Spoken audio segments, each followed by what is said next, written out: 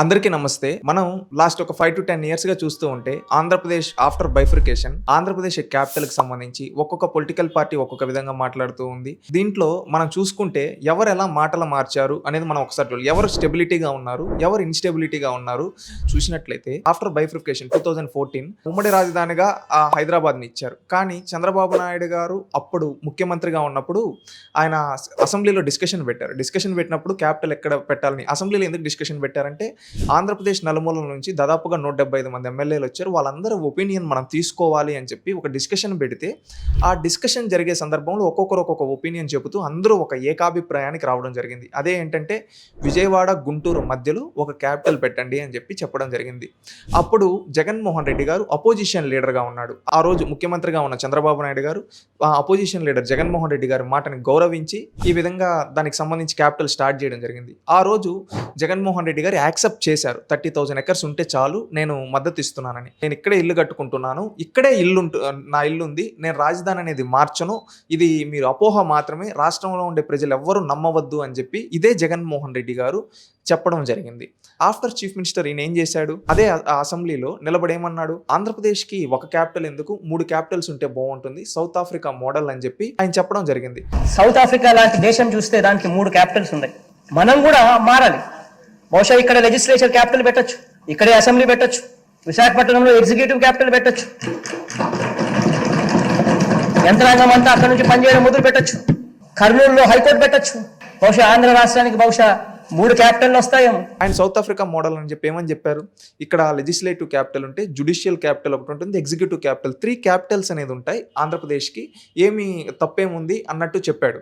మళ్ళీ కొన్ని రోజులు అయిన తర్వాత ఐ థింక్ 2022-23 వచ్చే టైంకి ఏమన్నారు, 3 రాజధానులు నేను చెప్పలేను కానీ విశాఖ అయితే క్యాపిటల్గా ఉంటుంది, నేను ఇక్కడే ఉంటాను, సెప్టెంబర్ నుంచి నీ బిడ్డ కాపురం కూడా విశాఖపట్నంలోనే పెడతాడు అని చెప్పి సందర్భంగా తెలియజేస్తా ఉన్నాను. ఒక్కసారి గమనించమని అడుగుతా ఉన్నా. నా ప్రమాణ స్వీకారం కూడా మళ్ళీ గెలిచిన తర్వాత విశాఖే ఉంటుంది అన్నట్టుగా ఈ విధంగా ఒక మాటలు అనేది చెప్పాడు. ఆ తర్వాత ఎలక్షన్కి వెళ్ళడం జరిగింది. ప్రజలందరూ జగన్మోహన్ రెడ్డి గారిని, ఆయన 151 సీట్స్ ఉన్న జగన్మోహన్ రెడ్డి గారిని 11 సీట్స్లో కూర్చోబెట్టడం జరిగింది. అంటే జగన్మోహన్ రెడ్డి గారు రూలింగ్ పట్ల ప్రజలు ఏమాత్రం ఇంట్రెస్ట్ లేదు, ఈయన వద్దు అనుకున్నారు, అందువల్ల పక్కన పెట్టారు. రీసెంట్గా ఒక లాస్ట్ 2-3 డేస్ బ్యాక్ వాళ్ళ పార్టీకి సంబంధించిన ఇన్ఛార్జ్ ఎవరైతే ఉన్నారో కోఆర్డినేటర్ సజ్జల రామకృష్ణారెడ్డి గారు మాట్లాడుతూ జగన్కి ఇల్లు ఇక్కడే ఉంది, ఇక్కడే రాజధాని ఉంటుంది, రాజధాని ఏమి మార్చరు అన్నట్టు మళ్ళీ ఇప్పుడు మాట్లాడుతూ ఉన్నారు.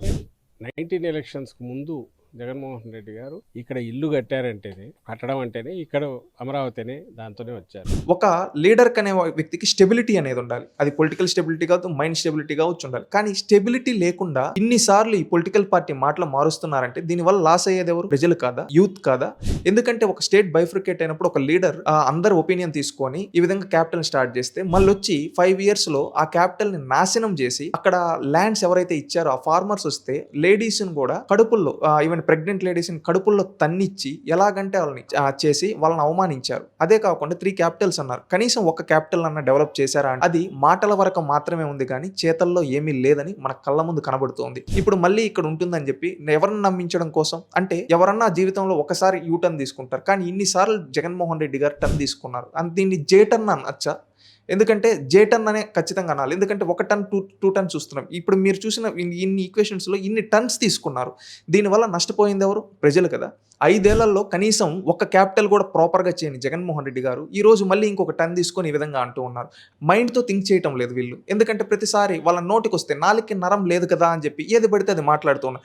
ఇన్ని టన్స్ తీసుకున్న వాళ్ళు అసలు పొలిటికల్ పార్టీగా వీళ్ళు పాలిటిక్స్లో ఉండడానికి అర్హత లేదు. ఇది ప్రజలు ప్రజాస్వామ్యబద్ధంగా వీళ్ళకి ఓటుతో బుద్ధి చెప్పాలనుకుంటారు. ప్రతి ఒక్కరు థింక్ చేయాలి. మరి ఒక్కసారి మోసపోకూడదని చెప్తున్నాను. ఒక 1 week బ్యాక్ జగన్మోహన్ రెడ్డి గారు ఒక ప్రెస్ కాన్ఫరెన్స్లో చెప్తున్నారు. ఏమని చెప్తున్నారు, మీరు ఇప్పుడు టెండర్స్లో పార్టిసిపేట్ చేసి కంపెనీస్ ఇవి పెడితే ఇవి తీసుకుంటే రేపు మేము వచ్చిన తర్వాత లాక్కుంటామని బెదిరిస్తున్నారు.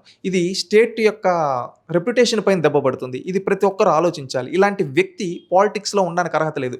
ఈరోజు వైసీపీ పార్టీ లీడర్స్కి, అదేవిధంగా జగన్మోహన్ రెడ్డి గారికి ఓపెన్ ఛాలెంజ్ ఏంటో తెలుసా? దమ్ముంటే జగన్మోహన్ రెడ్డి గారు ప్రమాణం చేయమనండి, నేను ఇక్కడే క్యాపిటల్ని పెడతాను, ఇంకా మాట మార్చను అని చెప్పమని చెప్పండి. చెప్పలేడు. ఇలాంటి వ్యక్తి పాలిటిక్స్లో ఉండడానికి అర్హత లేదు. ఈవెన్ మెంబర్ ఆఫ్ లెజిస్లేటివ్ అసెంబ్లీగా కూడా ఉండడానికి అర్హత లేదని నేను భావిస్తున్నాను.